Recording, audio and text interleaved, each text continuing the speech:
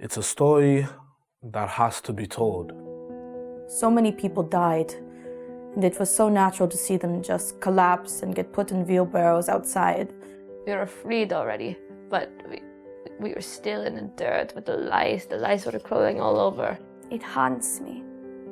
Always will.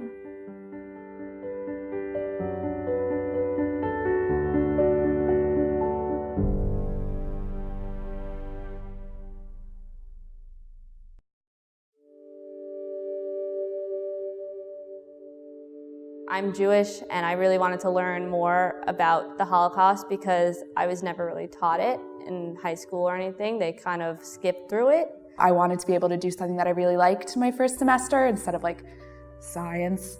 Actually, I had no interest, but to be honest, it came out to be like one of the best choices I made in my life.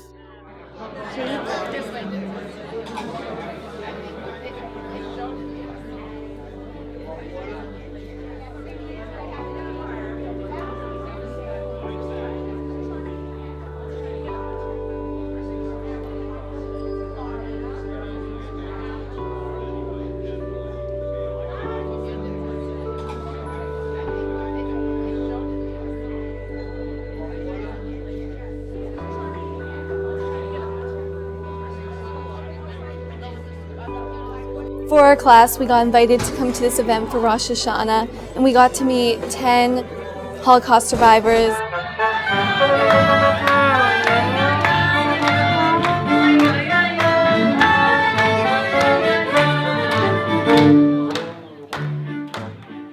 I hadn't met any survivors before, so it was really, really cool to like meet the people you read about in real life. What's your name?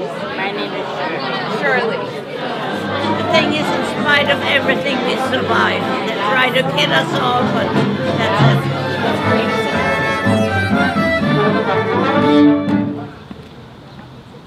it. Elie Wiesel used to say, whoever hears an eyewitness becomes an eyewitness. And so I wanted to do something with eyewitness testimony and the actual words of the survivors, to have students connect with survivors who are of their own community, to me has a certain special layer to it. It's a story that has to be told. What human beings can do to each other. But what happened in Germany is difficult, very difficult to explain and for somebody to understand. All of us will be getting a specific survivor testimony, and then each of us has to become that person. So we have to analyze their speech patterns, their accents, their physical movements. I can't wait. I'm so excited. Elie, you get to study Margot Capel. After meeting her, I really wanted to study her, and when I did get to, I was like, oh yay! I was really excited. So they gave us a slice of bread as a bar mitzvah boy. It was like gold. Most of his monologues are about food, so I relate to him a lot because I love food.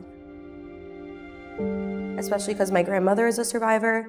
I feel like the more I learn about the Holocaust, the more connected I am to her, and the more I'm able to be able to have discussions with her and be educated.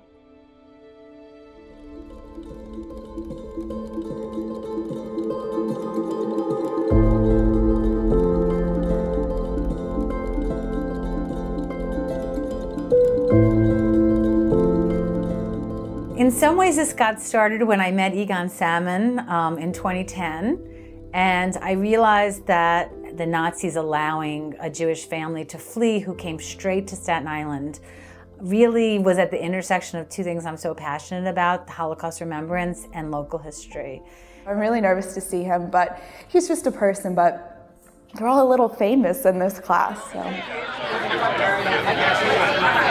This is one of my students who's studying your life. 3 students who are studying your life story. The very end of your video, he's going to tell it back to you. Not to put him on the spot. It's so beautiful. Just take a deep breath and just as best you can. Alright. It's a story that has to be told. I think about the fact that she'll be there and to making sure I do the monologue justice, because I don't want to disrespect that memory, and I want to make sure that it's honored for her. Just preparing for my monologue. I'm really nervous to do my monologue, but I'm going to give it my all and do my best. Are you guys all nervous? Yeah. You're not nervous? You got why aren't you nervous? Oh God. Today, we will lead you through history from before World War II until the resettlement of Jews after liberation.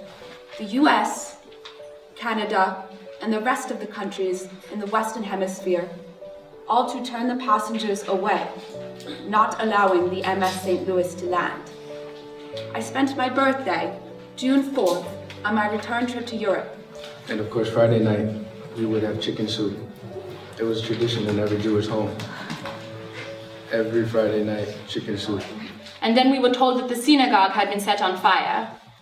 We had just left it maybe 10, 15 minutes before.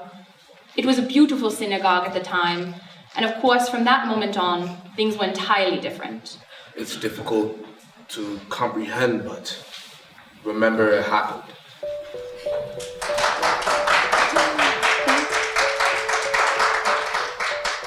When you study the monologue of someone and you spend so much time connecting with them, it kind of inspires you to personally take on the mission to tell their story. When Margot moved to London, she was younger than me, and I was just thinking about like the fact that on my first day of doing laundry here, I had to call my dad and be like, hey, how do you do laundry? And Margot went to a completely different country at a younger age than me and advocated for her parents and did all of that herself. When we had the monologue assignment, right, we had to like pick out 2 excerpts. Like a lot of people like watch the whole video. I watched the first 10 minutes and just picked out 2 things and see what they liked. But like after practicing the monologue like 20 times, I felt really close to him. I mean, I'm so moved. I'm kind of crying a little bit. They're happy tears. I get like, why am I getting this? And her chest is going in. I'm going in. I got you a kid. Yay!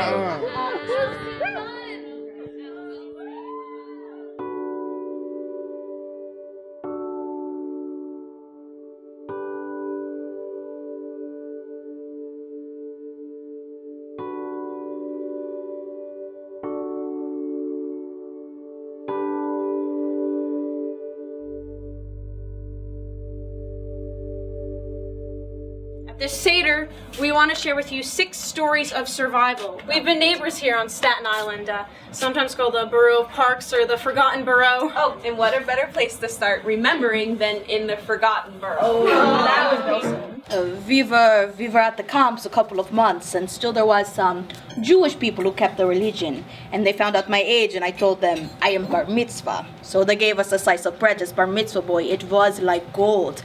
And a couple months later, I told them again I have bar mitzvah to get another slice of bread. And one day they told us, everybody get out.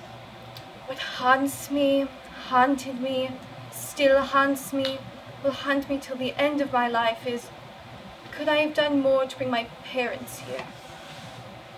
That is something that will always be with me. We saw my father. They started to jump at him, started to beat him. He was laying on the floor bleeding. I was screaming, police, help!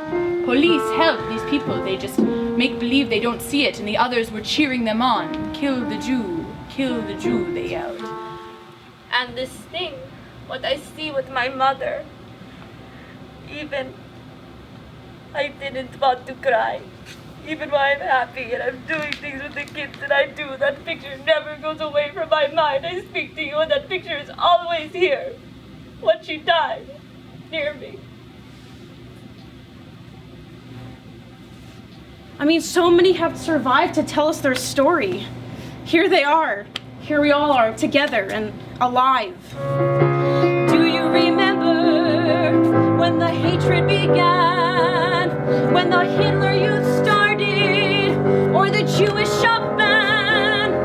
I know what to stand for. I want to help so much more.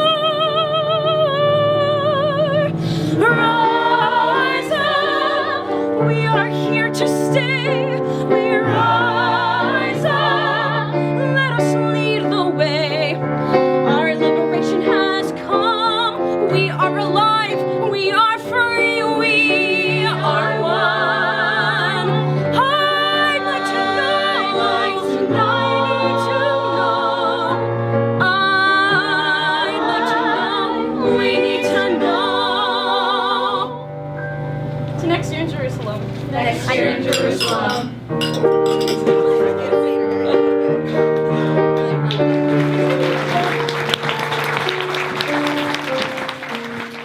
Very important for the new generation. They have to know, they have to know, they have to feel what we felt. And we have to be strong, and everybody will be afraid of us. Oh my God, so professional. Very good job. Excellent, excellent Thank job. you all for coming. You did a wonderful job. That's all I can say. Thank you so much for being here. I'm so touched to see myself as a young person so many years ago. I'm still not myself because I'm so touched and overwhelmed with what these young people did. And I'll never forget it. That picture never goes away from my mind. I speak to you and that picture is always here. That is what was, and it cannot be undone. But remember, it happened.